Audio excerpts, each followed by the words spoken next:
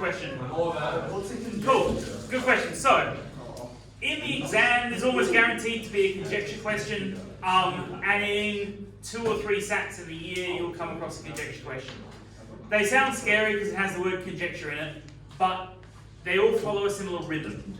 And the rhythm is as follows. They ask you to do something, and then they ask you to do the same thing again and again. Sometimes even a 4th time. And then they ask you to basically stop, have a look at what you've just done 3 or 4 times, and do you spot a pattern? And their fancy maths way of asking, do you spot a pattern, is make a conjecture about. Making a conjecture about is basically saying, hey, is there a pattern? Tell me the pattern. And then, so they're saying, tell me the pattern about this. Then, finally, prove your pattern. It's the only proof we do in this course, and it's normally not too bad because you've just done it 3 times, and you're only now repeating it with something else. So here, find the y-intercept for tangent to f of x equals x ln x at the point where x is 1, where x is 2, and where x is 3. So, to start off with, we're looking at x equals 1. We're aiming for y equals mx plus c for a tangent. And then importantly, we want to find the y-intercept of it, so we're really just interested in that c. Alright, so we're aiming to get the equation of the tangent and find the c. So, we need 2 things. Firstly, we need m. And we know that m is f dash x, or in this case, f dash 1. So let's find the first derivative. F of f dash x is u is x, v is ln x, u dash equals 1, v dash equals 1 on x. Therefore, f dash x is ln x plus 1, because that's your u dash. Alright. Then, we're not wanting now f dash x, we're after f dash 1. F dash 1 is equal to ln 1 plus 1. Anyone remember what ln of 1 is? Good, it's e to the power of what gives me 1, e to the power of 0 gives me 1, so it's just 1. Then, we need to sub that into what m is, and we need a point. The point we get is by subbing 1 into this equation. So, f of 1 is 1 lot of ln 1, which is just 0. Meaning, because ln 1 again is 0, meaning there is this point on the curve 1, 0 with our xy.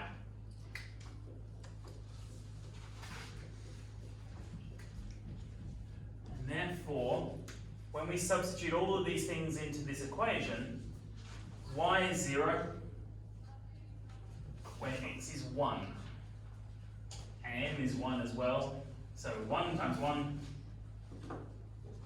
c is equal to minus 1.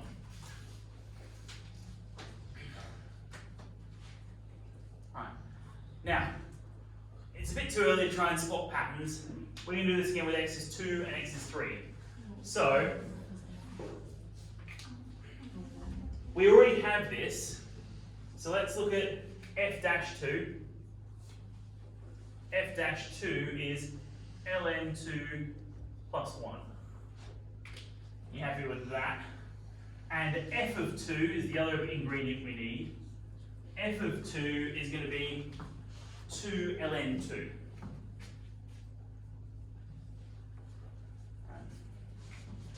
And then we start with our formula, y equals mx plus c, and sub in the ingredients that we have.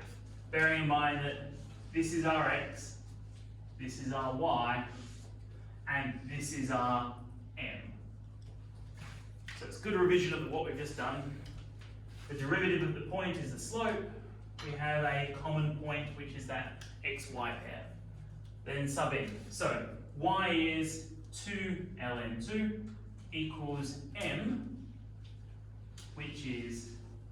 ln 2 plus 1 multiplied by x, which is 2, plus c. You guys happy with those like, bits slotting in where m, x, and y are? Then we need to solve for c because we want the y-intercept. So 2 ln 2 equals 2 ln 2 plus 2 plus c. Are we happy that c would be minus 2? So we subtract that from both sides and then subtract the c away, the 2 away, c is minus 2. Yeah, and at this point, if you're suspicious of the pattern, things are looking good. There's nothing worse than going through a conjecture question and not spotting the pattern. But when x was 1, the y-intercept was minus 1. When x was 2, the y-intercept was minus 2. We have a strong suspicion where this is going, right? So let's do it. We want f-3 is going to be ln 3 plus 1.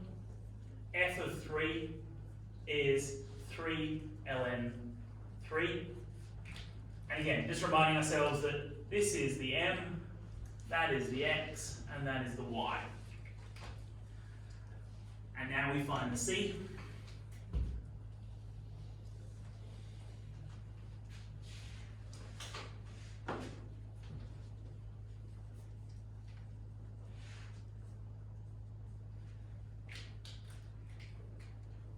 Y, x, m,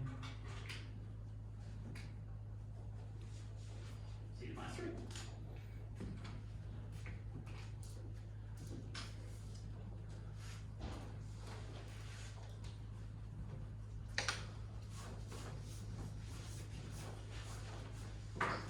Alright, so for B, I don't want to write out a long sentence on the board. B's asked us to make a conjecture about the y-intercept of the tangent x ln x to the point where x equals a. Would it be like c equals x times negative 1? Yeah, so I would say when x equals a, the y-intercept would equal neg a.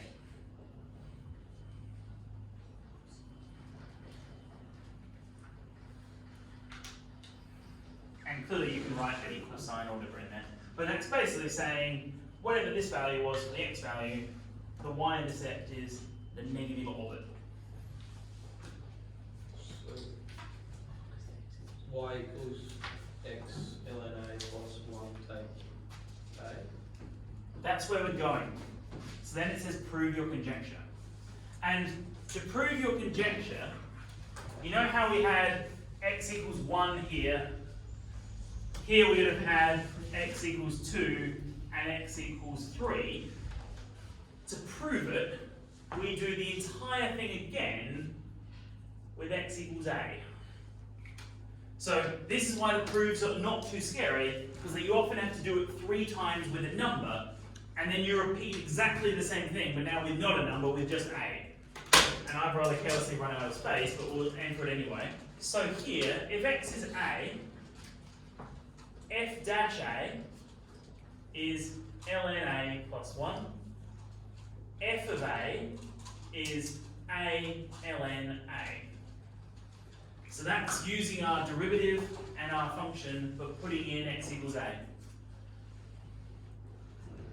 Then we've got our equation y equals mx plus c, and we know that this is our y, that is the x, and that is the m. So then we throw in the ingredients and aim to isolate c. X is a ln a equals a bracket ln a plus 1 plus c.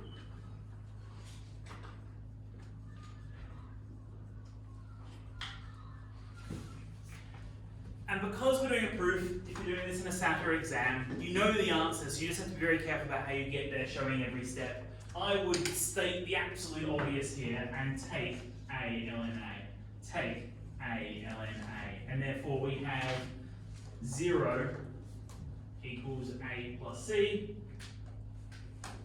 take a, c equals minus a. And proof. So actually really have to do all those little blue things? Probably not the last one. I would probably do that. The Well, could you just do it? Just A, like on one side, A ln A minus A ln A equals A plus C. what do you mean? Like just right on the left, A ln A minus A ln A equals A plus C. And then, Yeah, you could. rearrange it. Yeah. yeah. You have to show, you generally have to show evidence of rearranging because your conjecture basically gave you the answer. We knew it was going to end here, but we just have to be very careful about showing how we get there. We get the marks by showing these middle steps. Alright, I know I've just spoken for a long time and I probably burnt you guys half out, but we do have a good half hour left to do a little bit of practice. So, can you guys either continue with the secondary work or start these? It's really, really long. But the good news is, that's the end of the topic, and our test is not next Wednesday, the Wednesday after. So we're aiming Wednesday week 6. And we don't lose that lesson, I double checked.